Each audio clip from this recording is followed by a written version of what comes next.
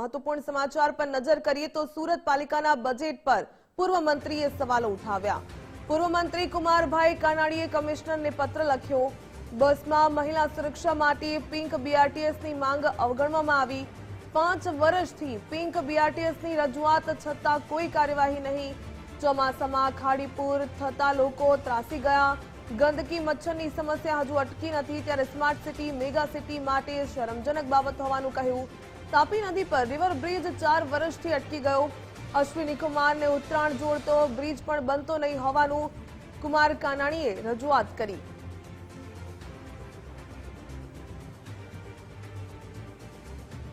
તો પૂર્વ મંત્રી કુમાર કાનાણીએ સુરત પાલિકાના બજેટ પર સવાલો ઉઠાવી લીધા છે અને ખાસ કરીને કહ્યું કે ઘણી વખત રજૂઆત કરવામાં આવી છતાં પણ પિંક બીઆરટીએસની માંગને અવગણવામાં આવી।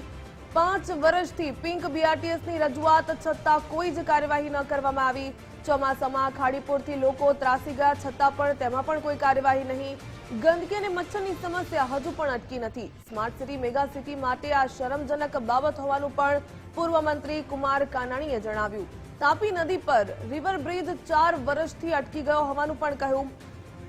અશ્વિની કુમાર અને ઉત્તરાયણ જોડતો બ્રિજ બનતો નથી તેવું પણ રજૂઆત કરી કે વિકાસના કામો ક્યાંક ને ક્યાંક અટકી ગયા। જે ખાડીપુરથી લોકો પરેશાન છે તે બાબતે કોઈ જ પ્રકારની કામગીરી હાથ ધરવામાં નથી આવી। તો પિંક બીઆરટીએસની માંગ 5 વર્ષથી કરવામાં આવી રહી છે છતાં પણ આ માંગને અવગણવામાં આવી। સુરત પાલિકાના બજેટ પર પૂર્વ મંત્રીએ જ સવાલો ઉઠાવ્યા। હવે પૂર્વ મંત્રી કુમારભાઈ કાનાણીએ કમિશનરને પત્ર લખ્યો અને આ પત્રમાં તમામ બાબતોની રજૂઆત કરવામાં આવી કે બસમાં મહિલા સુરક્ષા માટે પિંક બીઆરટીએસની માંગ જે છેલ્લા 5 વર્ષથી કરવામાં આવી રહી છે તેને અવગણવામાં આવી। રજૂઆત છતાં પણ કોઈ કાર્યવાહી નહીં। ચોમાસામાં ખાડીપુર થતા લોકો ત્રાસી ગયા છતાં પણ તે સંદર્ભે પણ કોઈ બજેટમાં રજૂઆત કરવામાં નથી આવી। ગંદકી મચ્છરની સમસ્યા હજુ અટકી નથી। સ્માર્ટ સિટી મેગા સિટી માટે શરમજનક બાબત હોવાનું પણ પત્રમાં ઉલ્લેખ કરવામાં આવ્યો। તાપી નદી પર રિવર બ્રિજ 4 વર્ષથી અટકી ગયો અને અશ્વિની કુમારને ઉત્તરાયણ જોડતો બ્રિજ બનતો નથી। વિકાસના કામોની જ્યારે બજેટમાં વાત કરવામાં આવતી હોય ત્યારે કુમાર કાનાણીએ કહ્યું કે કેટલીક બાબતોનો સમાવેશ કરવામાં નથી આવ્યો અને સવાલો ઉઠાવ્યા।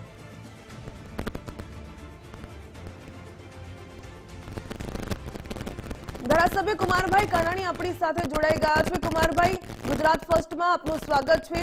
સુરત મહાનગરપાલિકાના જે બજેટ પર તમે કેટલાક સવાલો ઉઠાવ્યા છે, તમને લાગ્યું છે કે કેટલાક કહી શકાય કે વિકાસના કામોની રજૂઆત તમે ઘણા વર્ષોથી કરી રહ્યા છો પણ તેમનો સમાવેશ કરવામાં નથી આવ્યો। સૌથી પહેલા આપની પ્રતિક્રિયા।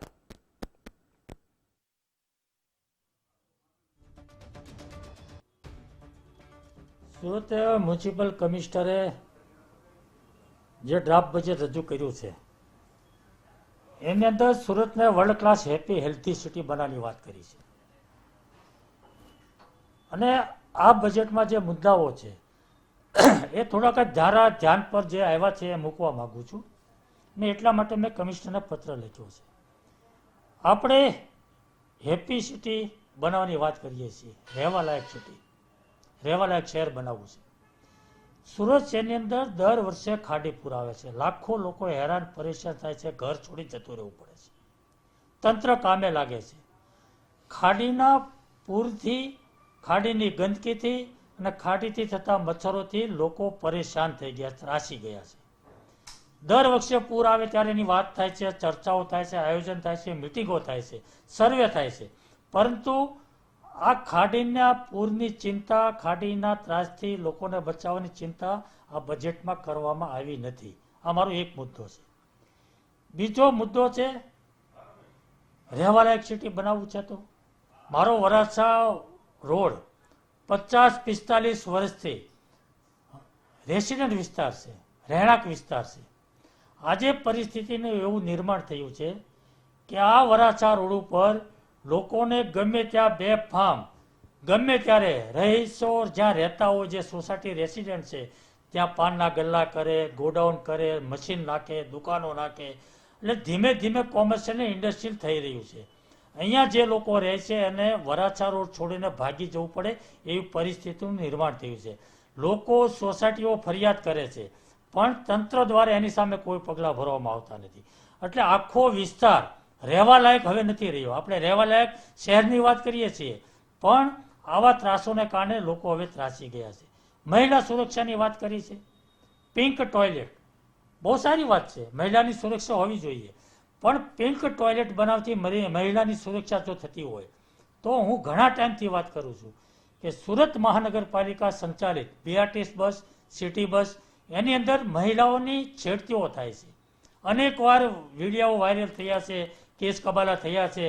આ બસની અંદર કોઈ મહિલાની સુરક્ષા નથી, અને એટલા માટે મેં મહિલાઓ માટે અલગ બસની વ્યવસ્થાની વાત ઘણા સમયથી કરું છું, નથી થતી. મહિલાની સુરક્ષાની ચિંતા જો આપણે કરતા હોઈએ તો બજેટમાં આની પણ ચિંતા થઈ જોઈએ. આમાં સુરત મહાનગરપાલિકાને એક પૈસાનો ખર્ચ નથી, એક બજેટની અંદર એક રૂપિયાની જોગવાઈ કરવાની નથી. માનો કે કામરેજથી સ્ટેશન 50 બસ ચાલે છે તો 10 બસ એમાંથી મહિલાની કરી નાખવાની છે, પિંક સ્ટીકર લગાવી દેવાનું છે, કંઈ કરવાનું નથી, છતાં પણ કરવામાં આવતું નથી. તો હેલ્ધી સિટીની વાત થાય, તંદુરસ્ત શહેર કેવી રીતે બનશે તંદુરસ્ત? અનેક પ્રકારની રેડો આપણે જોઈએ છીએ, ખાદ્ય પદાર્થો નકલી, ખાદ્ય પદાર્થોમાં ભેળસેળ, રેડ પડે, સેમ્પલ લેવાય, સેમ્પલ ફેલ થાય, કદાચ કોઈ પણ એકાદ કેસની અંદર પોલીસ કેસ થાય તો બીજા દિવસે જામીન મળી જાય, છૂટી જાય અને દુકાન ધંધો સારું કરી દે. કોઈ નિયંત્રણ નથી. કુમારભાઈ, આપે જે વાતો ગણાવી એ વાતો ક્યાંક કમિશનરના ધ્યાનમાં નથી આવી. મારો સવાલ અહીં એ થઈ રહ્યો છે, જેમ આપે કહ્યું કે 1 રૂપિયાનો પણ ખર્ચ નથી જો પિંક બીઆરટીએસ ની જોગવાઈ કરવામાં આવે કે ફક્ત સ્ટીકર લગાવવામાં આવે, તો આ નિરસતા કેમ દાખવવામાં આવી? અને સૌથી મહત્વપૂર્ણ બાબત, આખું ગુજરાત જાણે છે કે ખાડીપુરમાં જે પ્રકારે સમસ્યા સર્જાઈ ત્યારે લોકોની હાલત કેટલી કફોડી બની જતી હોય. શું આ કમિશનરના ધ્યાનમાં નહીં આવ્યું હોય? આપને શું લાગી રહ્યું છે? એમના આખા તંત્રના ધ્યાનમાં છે, વહીવટી તંત્ર ધ્યાન બહાર નથી અને બધાને ધ્યાનમાં છે. આની વાત વારંવાર રજૂઆતો થઈ છે, સંકલનમાં થઈ છે અને એની ખાડી માટે તો મિટિંગો થઈ છે. ગયા વર્ષે ચોમાસામાં જ્યારે પૂર આવ્યું ત્યારે આને આયોજન માટે હાઈ લેવલ મિટિંગ સંકલન થયું છે, મિટિંગ થઈ છે, આયોજન કેવી રીતે કરવાનું છે, પણ બજેટમાં ભૂલાયું છે. મારો મુદ્દો મૂળ એ છે કે સુરત શહેરને world class happy healthy city બનાવવો છે, રહેવા લાયક તંદુરસ્ત સિટી, સુખી સિટી બનાવવું છે. તો મારા ધ્યાન પર જે મુદ્દાઓ આવ્યા છે, જે બજેટમાં સમાવેશ નથી થયો, એનો બજેટમાં સમાવેશ કરવો જોઈએ. એની સામે એની બજેટમાં સમાવેશ કર્યા પછી એક નક્કર કામ થવું જોઈએ, નક્કર આયોજન થવું જોઈએ અને પરિણામ સુધી આ કામ થાય એના આયોજન અને પ્રયાસો કરવા જોઈએ. આટલી મારી વાત છે. કુમારભાઈ, તાપી નદી પર રિવર બ્રિજ 4 વર્ષથી અટકી ગયો હોવાનો પણ આપણે પત્રમાં ઉલ્લેખ કર્યો છે. તો વિકાસના કામોની વાત જ્યારે બજેટમાં થતી હોય ત્યારે આ વિકાસનું કામ ક્યાંક કમિશનરને ન દેખાયું અને આપે અશ્વિની કુમારને ઉત્તરાયણને જોડતો બ્રિજની પણ વાત કરી. તો બ્રિજ આ બનાવવામાં નિરસતા કેમ દાખવવામાં આવી? મારો સવાલ એ છે કે આપે કહ્યું કે વિકાસના કામો માટે ડ્રાફ્ટ બજેટ બનાવવામાં આવ્યું હોય, શહેર સુંદર બને, સ્વચ્છ બને, પણ જે બાબતો આપે ગણાવી એ ક્યાંક ભૂલાઈ ગઈ. આટલી મોટી બાબતો ભૂલાઈ કેમ નહીં જાય? ના, આ બજેટની અંદર ઉત્તરાયણ, અશ્વરીકુમારથી ઉત્તરાયણનો બ્રિજનો સમાવેશ થયો છે. આ 4 વર્ષથી સમાવેશ થાય છે. આ મુદ્દો મેં એટલા માટે લખ્યો છે કે 4 વર્ષથી બજેટની અંદર આ બ્રિજનો સમાવેશ થાય છે, પણ એ બ્રિજ ઝડપથી બને એના માટે મેં ધ્યાન દોરવા માટે આ મુદ્દો મૂક્યો છે. કારણ કે આ બ્રિજ બનવાથી વરાછા રોડનું 50% ટ્રાફિકની સમસ્યા જે છે એ હલ થઈ શકે એમ છે. બાકી વિકાસનું કામ થાય તો અમને કોઈ વાંધો નથી, વિકાસના કામની સાથે અમે સહમત છીએ, પરંતુ વિકાસનું કામ પણ આડેધડ ખોદકામો થાય. લંબે અંબાન રોડ મેટ્રોના કામને કારણે 3 વર્ષથી બંધ છે.